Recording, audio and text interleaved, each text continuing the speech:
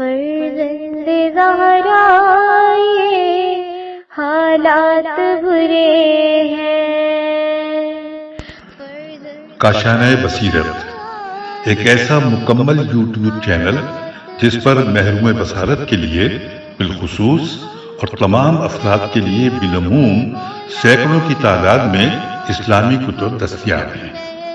لہذا گزارش ہے کہ آپ اپنی ذمہ داری نبھاتے ہوئے کاشانہ بصیرت کو سبسکرائب کرنے کے ساتھ ساتھ بیل آئیکن کو پریس کیجیے تاکہ آپ علم کے حصول کے ساتھ ساتھ مذہب اہل بیت کی اشاعت میں بھی اہم کردار ادا کرتے رہیں۔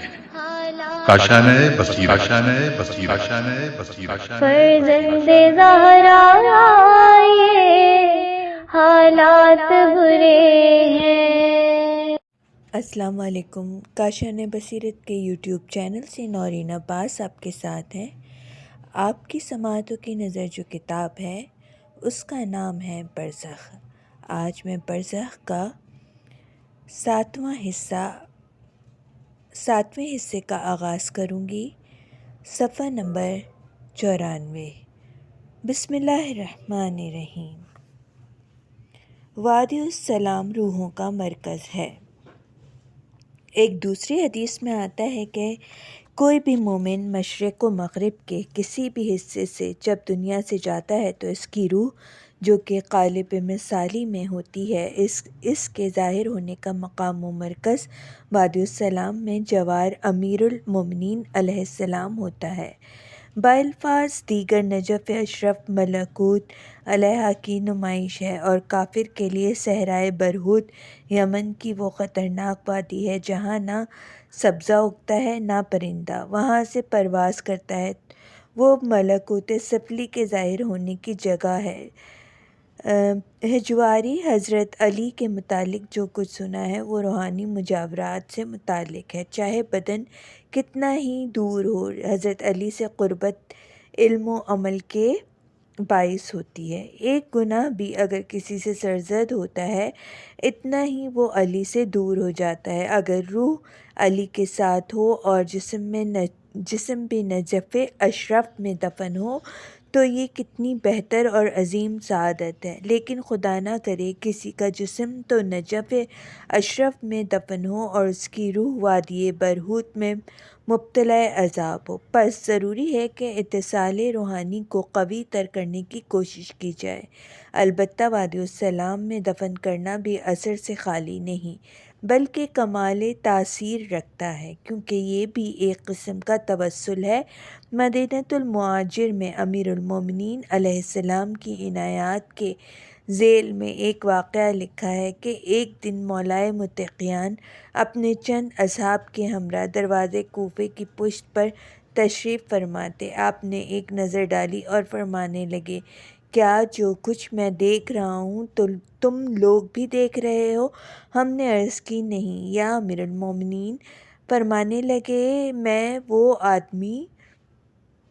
میں دو آدمیوں کو دیکھ رہا ہوں جو اونٹ پر ایک جنازہ لا رہے ہیں اور وہ جب تک یہاں پہنچیں گے 3 دن کی مسافت ہے۔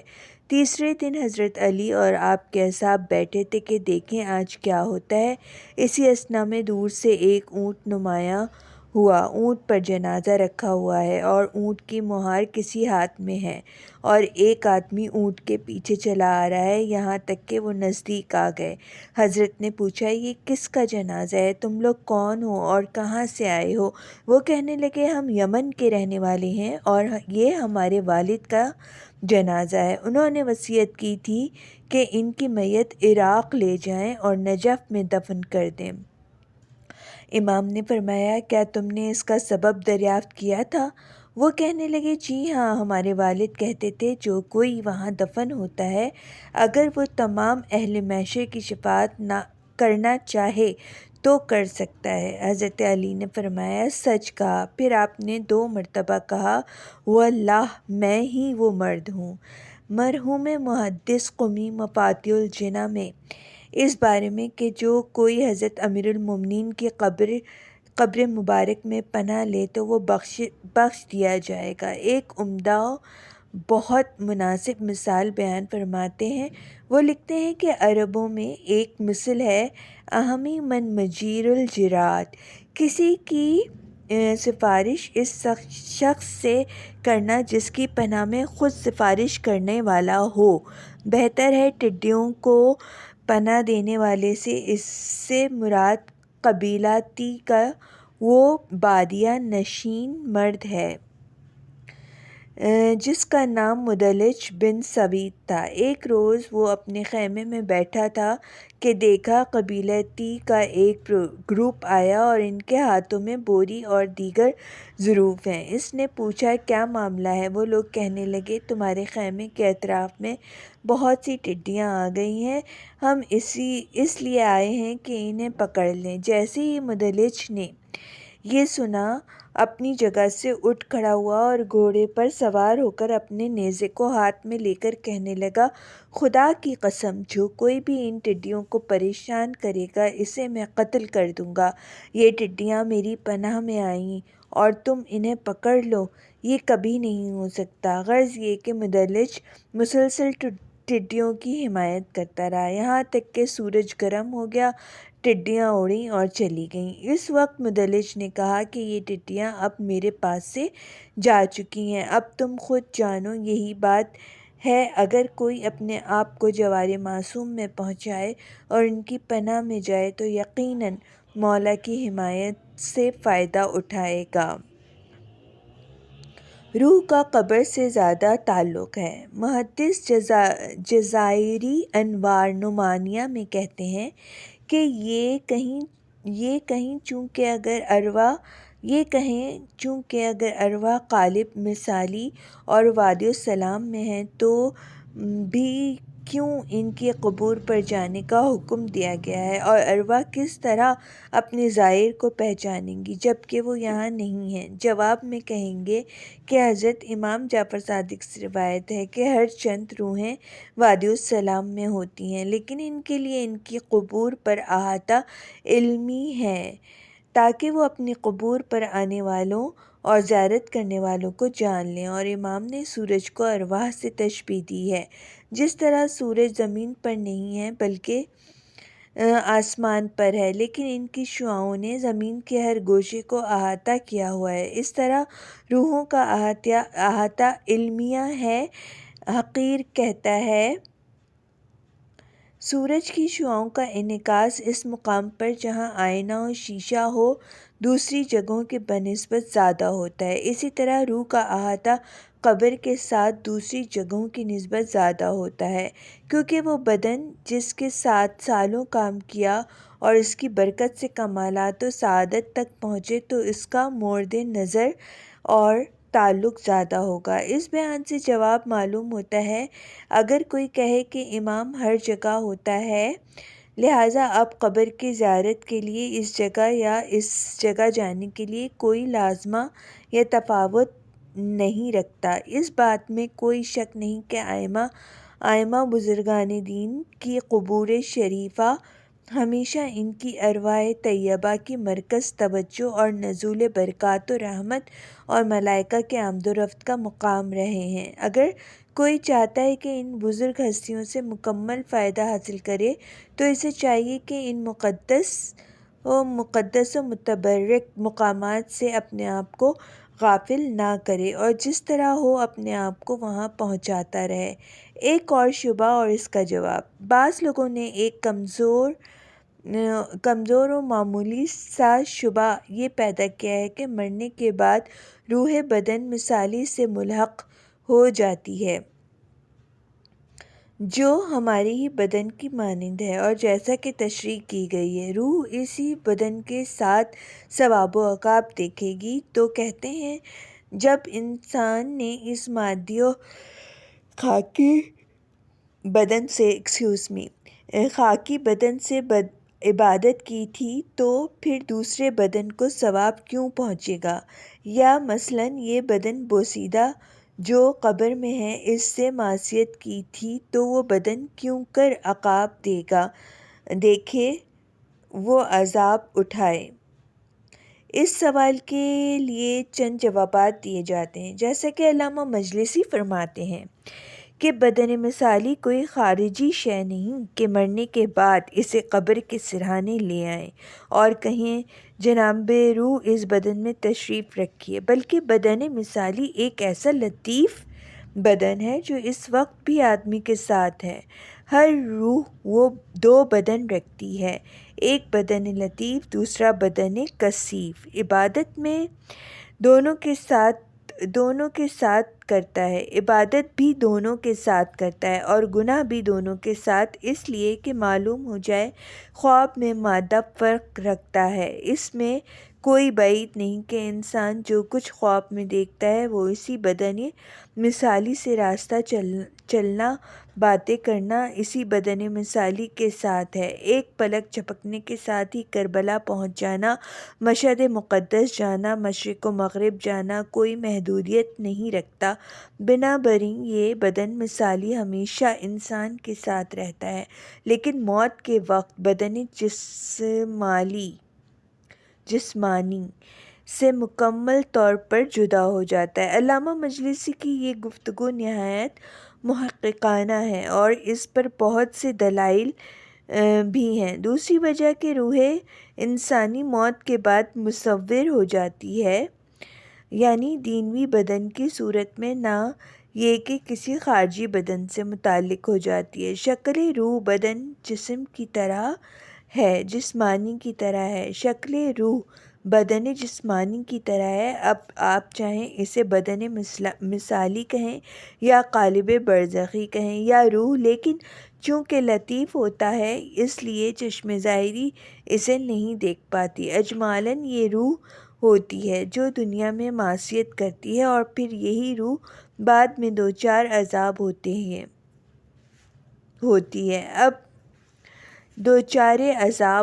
ہے۔ اب یہ بدن مثالی سے متعلق ہو یا خود کوئی مستقل حیثیت رکھتی ہو اور قیامت میں اسی بدن جسمانی سے آئے، چنانچہ بعد میں ذکر کیا جائے گا۔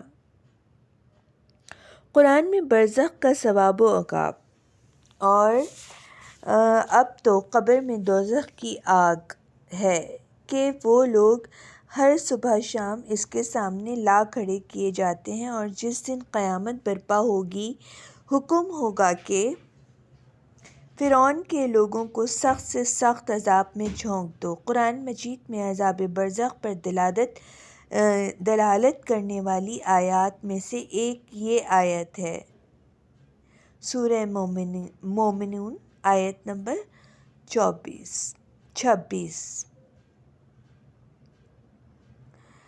جو فرعون سے متعلق ہے۔ آل فرعون جو دریائے نیل میں ڈوب کر مر گئے، اس وقت سے صبح و شام آتش جہنم کے سامنے پیش کیے جاتے رہیں گے تا وقت یہ کہ قیامت ہو جائے اور وہ سخت ترین عذاب میں مبتلا ہوں گے۔ امام جعفر صادق فرماتے ہیں، قیامت میں صبح و شام نہیں ہوگی۔ یہ آیت میں جو صبح و شام کہا گیا ہے یہ برزخ سے متعلق ہے۔ حضرت رسول خدا سے روایت ہے کہ آپ نے فرمایا کہ اگر انسان اہل جہنم ہے تو ہر صبح و شام برزخ میں اس کی جگہ اسے دکھاتے ہیں، اور اگر اہل نہیں تو جنت میں اس کی جگہ دکھاتے ہیں اور کہتے ہیں یہ ہے قیامت میں تمہاری جگہ۔ جو لوگ بدبخت ہیں وہ دوزخ میں ہوں گے اور اس میں ان کی ہائے وائے اور چیخ پکار ہوگی، اور وہ لوگ جو جب تک زمین و آسمان ہے ہمیشہ اسی میں رہیں گے، مگر جب تمہارا پروردگار نجات دینا چاہے، بے شک تمہارا پروردگار جو چاہتا ہے کر ہی کے رہتا ہے، اور جو لوگ نیک بخت ہیں وہ تو بہشت میں ہوں گے جب تک آسمان و زمین باقی ہیں۔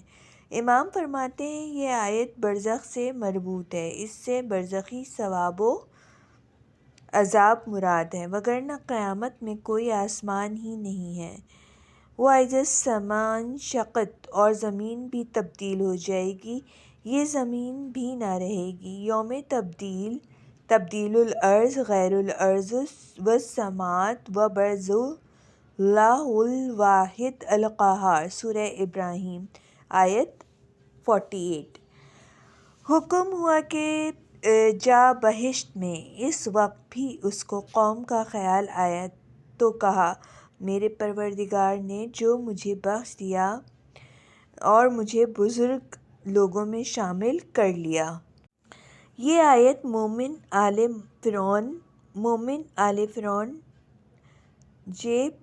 حبیب بن نجار کے بارے میں ہے۔ جب اس نے اپنی قوم کو پیغمبروں کی پیروی کرنے کے لیے کہا اور انہوں نے حبیب بن نجار کی تہدید کی اور بالآخر انہیں پھانسی پر لٹکا دیا اور قتل کر دیا، یہاں تک کہ وہ مر گئے اور ثواب الہی حاصل کر لیا، اور کہتے تھے کہ کاش میری قوم جانتی کہ میرے پروردگار نے میری مغفرت فرمائی اور مجھے صاحب اکرام قرار دیا۔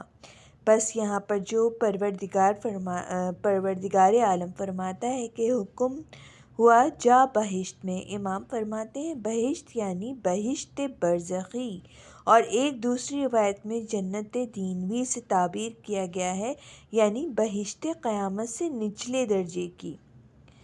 بجملہ ظاہر آیات یہ ہے کہ جیسے ہی مومن آل فرعون شہید ہوا بلا فاصلہ بہشت برزخ میں داخل کر دیے گئے، اور چونکہ ان کی قوم ابھی تک دنیا میں تھی لہٰذا کہنے لگے کہ اے کاش میری قوم جانتی کہ خداوند عالم نے مجھے کیا کیا نعمتیں عطا فرمائی ہیں، پس وہ توبہ کرتے اور خدا کی طرف پلٹ آتے۔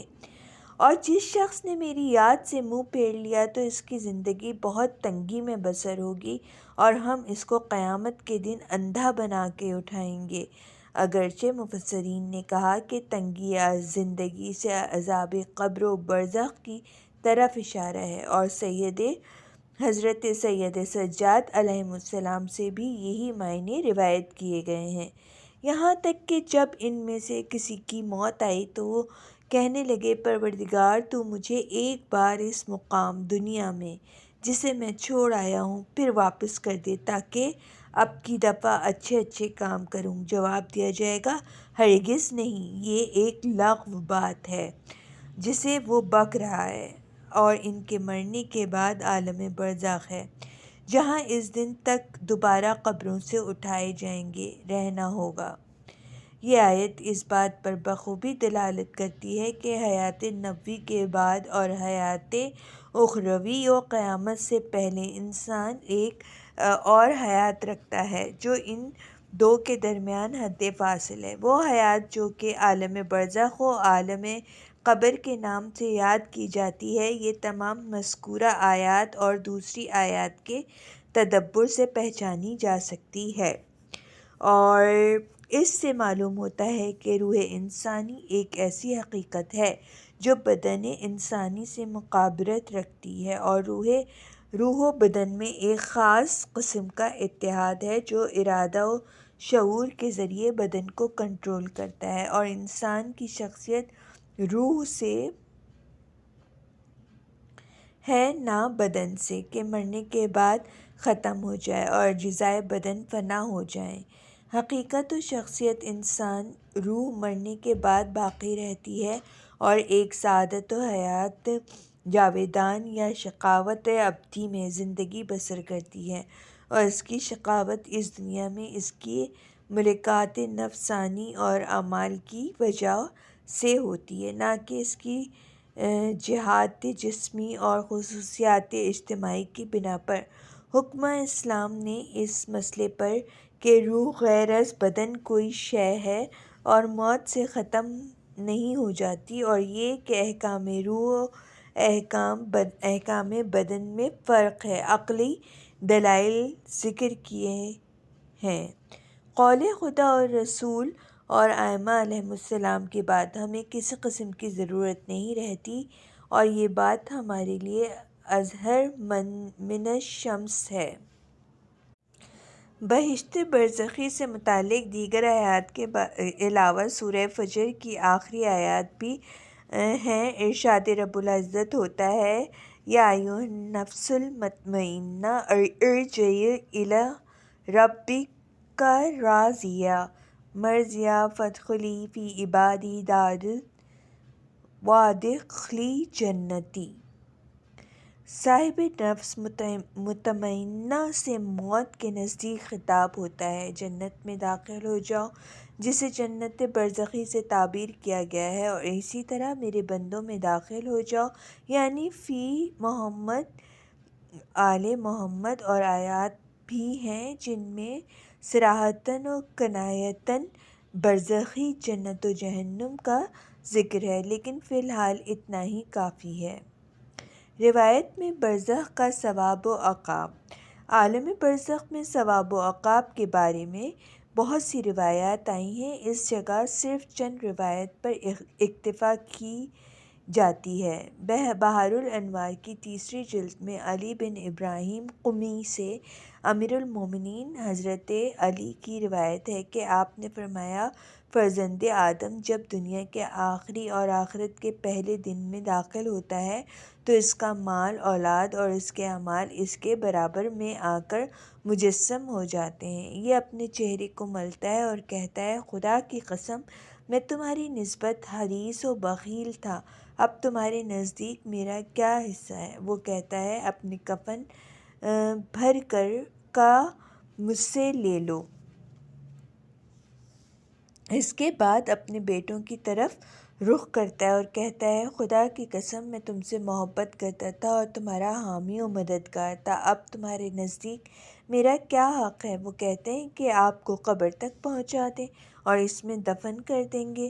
پھر وہ اپنے اعمال کی طرف رخ کرتا ہے اور کہتا ہے، خدا کی قسم میں تمہاری نسبت لاپرواہ تھا اور تم مجھ پر گراں تھے، میرا حصہ تمہارے پاس کیا ہے؟ عمل کہتا ہے، میں قبر و قیامت میں تمہارا ہم نشین رہوں گا، یہاں تک کہ میں اور تم تمہارے پروردگار کی بارگاہ میں پیش ہوں گے۔ اگر یہ شخص خدا کا دوست رہا ہوگا تو اس کا عمل خوشبو کی طرح خوبصورت شخص کی مانند بہترین لباس میں اس کے سامنے آئے گا اور کہے گا، بشارت ہو تمہیں جنت کی روح و خوشبو اور نعمات خداوندی کی، اور خوش آمدید۔ یہ شخص سوال کرے گا، تم کون ہو؟ وہ کہے گا، تمہارا عمل صالح ہوں، دنیا سے جنت کی طرف چلو۔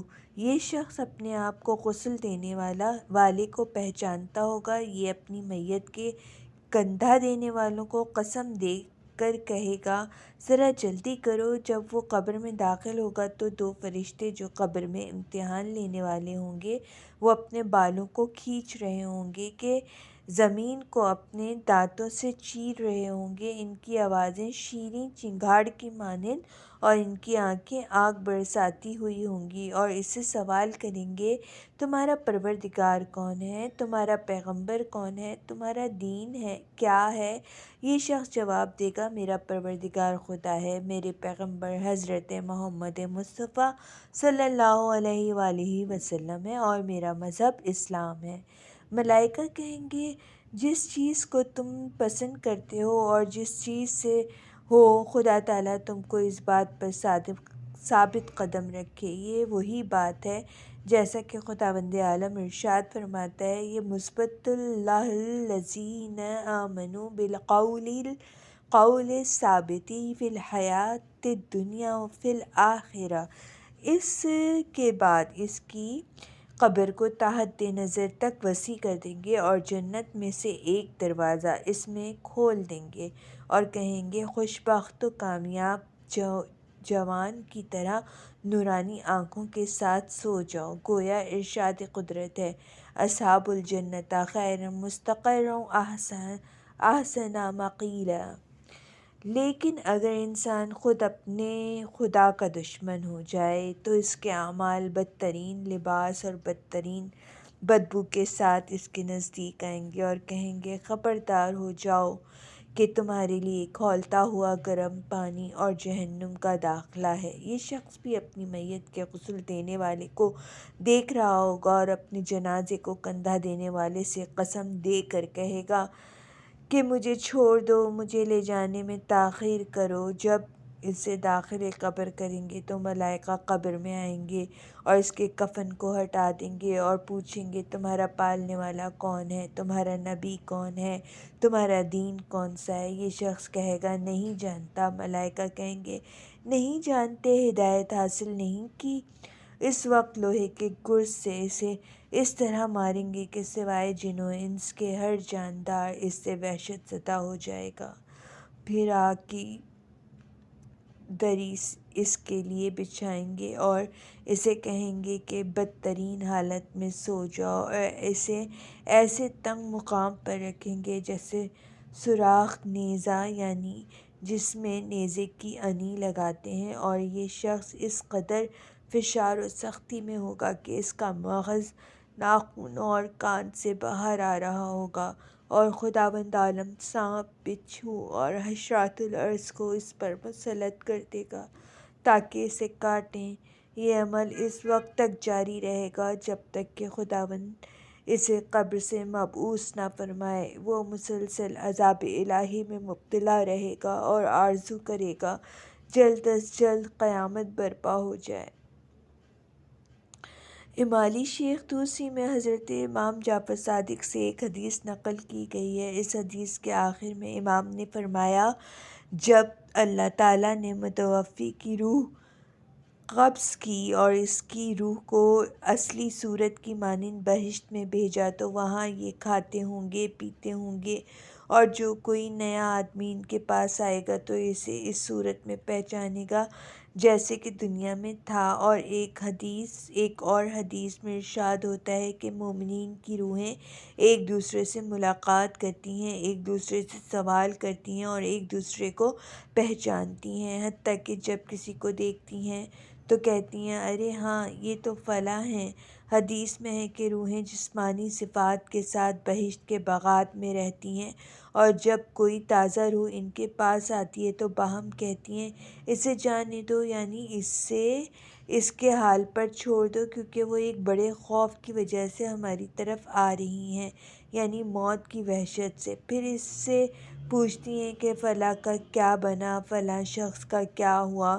اگر کہے کہ میں جب آیا تھا تو وہ زندہ تھا، تو یہ روحیں اس امید کا اظہار کرتی ہیں وہ بھی ہمارے پاس آ جائے، لیکن اگر کہیں کہ وہ گزر گیا تو وہ کہتی ہیں کہ اس نے سقوط کیا، یعنی اس بات کا اشارہ کہ جب وہ یہاں نہیں آیا تو لازماً جہنم میں گیا ہے۔ بحار الانوار کی 3 جلد میں اصول کافی سے چند روایات نقل کی گئی ہیں کہ روحیں عالم برزخ میں اپنے گھر والوں، رشتہ داروں کے دیکھنے، ملاقات کرنے اور ان کے احوال پرسی کرنے آتی ہیں، بعض ہر روز، بعض 2 دن میں 1 مرتبہ، بعض 3 دن میں 1 مرتبہ، کچھ ہر جمعے کو اور کچھ ماہ و سال میں 1 مرتبہ۔ یہ اختلاف ان کے حالات، جگہ کی وسعت و تنگی اور ان کی آزادی و گرفتاری کے باعث ہے۔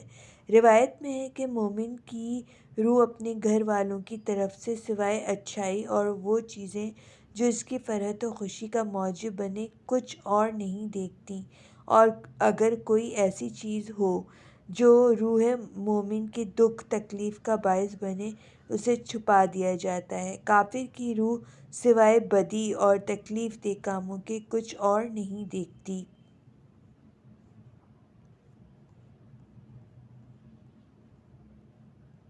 برزخ میں حوض کوثر۔ متعدد کتب میں عبداللہ بن سنان سے روایت ہے کہ ابی جعفر صادق سے حوض کوثر کے بارے میں پوچھا تو آپ نے فرمایا، اس کا طول بصرہ سے لے کر یمن کے شہر صنعا تک ہے۔ عبداللہ نے تعجب کیا تو امام نے فرمایا، آیا چاہتے ہو کہ تمہیں دکھا دوں؟ میں نے عرض کی، جی ہاں اے میرے مولا۔ حضرت اسے مدینے سے باہر لے آئے، زمین پر ایک ٹھوکر ماری اور کہا، دیکھو حکم امام سے حجاب ملکوتی اس کی آنکھوں کے سامنے سے ہٹ گئے۔ میں نے دیکھا کہ ایک نہر ہے جس کے دونوں طرف اتنے وسیع ہیں کہ میں دیکھ نہیں سکتا، لیکن جس جگہ میں اور امام کھڑے تھے اور وہ ایک جزیرے کی مانند تھا، اور وہ نہر جو میں دیکھ رہا تھا اس میں ایک طرف برف سے زیادہ سفید پانی جا رہا تھا اور دوسری طرف برف سے زیادہ سفید دودھ بہہ رہا تھا، اور ان کے درمیان یاقوت کی طرح سراب تھے۔ سرخی و لطافت میں جو اس دودھ و پانی کے درمیان بہنے والی شراب میں تھی، اس سے بڑھ کر عمدہ و خوشنما کوئی چیز میں نے نہیں دیکھی۔ میں نے کہا کہ قربان جاؤں یہ نہر کہاں سے آ رہی ہے؟ فرمایا یہ ان چشموں میں سے ہے جن کے بارے میں خداوند کریم قرآن مجید میں فرماتا ہے کہ جنت میں دودھ، پانی اور شراب کی نہریں جاری ہوں گی، اور ان کے کناروں پر درخت لگے ہوں گے، اور ان درختوں کے درمیان ایک ایک حور کے جن کے بال سروں سے لٹک رہے ہوں گے کہ ہرگز میں نے اتنے اچھے بال کبھی نہیں دیکھے، کھڑی ہوں گی، اور ان کے ہاتھوں میں ایک ایک ظروف ہوگا کہ میں نے اتنا اچھا ظروف پہلے کبھی نہیں دیکھا، اور وہ ظروف دنیا میں سے نہیں تھا۔ پس حضرت ان حوروں میں سے ایک کے پاس تشریف لے گئے اور اشارہ فرمایا کہ پانی دو، چنانچہ اس حور نے ظروف کو اس نہر سے پر کیا اور حضرت کو پیش کیا۔ امام نے پانی نوش فرمایا، پھر امام نے اشارہ کیا ظروف کو دوبارہ پر کرو۔ اس حور نے دوبارہ بھرا، امام نے وہ ظروف مجھے عطا فرمایا، میں نے وہ پانی پیا، ایسا لطیف و لذیذ پانی میں نے پہلے کبھی نہ پیا تھا کہ جس میں سے مشک کی خوشبو آ رہی تھی۔ میں نے خدمت امام میں عرض کی قربان جاؤں آپ پر، جو کچھ میں دیکھ رہا ہوں ایسا کبھی نہیں دیکھا، اور ہرگز گمان بھی نہیں کر سکتا کہ ایسی چیز بھی ہو سکتی ہے۔ امام نے فرمایا یہ تو معمولی چیز ہے جو خداوند عالم نے ہمارے شیعوں کے لیے مہیا فرمائی ہے۔ جب مرنے والا اس دنیا سے جاتا ہے تو اس کی روح کو اس نہر کی طرف بھیجتے ہیں اور اس کے باغوں میں ٹہلتے ہیں، اس کے میوہ جات و غذائیں نوش کرتے ہیں اور شربت پیتے ہیں، اور جب ہمارا دشمن مرتا ہے تو اس کی روح کو وادی برہوت میں لے جاتے ہیں اور وہ اس کے عذاب میں ہمیشہ رہتا ہے۔ زقوم اسے کھلاتے ہیں، حمیم اس کے حلق میں انڈیلتے ہیں۔ پس اس وادی سے خدا کی پناہ مانگو، اور اس دنیا میں جن لوگوں نے بہشت برزخ کا مشاہدہ کیا ہے ان میں سے سید الشہداء حضرت امام حسین کے اصحاب بھی ہیں، جنہیں شب عاشور امام حسین نے جنت دکھائی تھی۔ بحار الانوار کی 3 جلد میں امام محمد باقر علیہ السلام سے مروی ہے کہ کوئی مومن اس دنیا سے نہیں جاتا مگر یہ کہ آخری سانس لیتے وقت اسے حوض کوثر سے سیراب کرایا جاتا ہے۔ اس طرح کوئی کافر نہیں مرتا مگر یہ کہ حمیم جہنم اسے نہ پلایا جائے۔ سامعین، یہاں میں اپنی مطالعے کو روک رہی ہوں۔ ہم پہنچے ہیں صفحہ نمبر 110 پہ۔ انشاءاللہ دوبارہ ملاقات ہوتی ہے، جب تک کے لیے خدا حافظ۔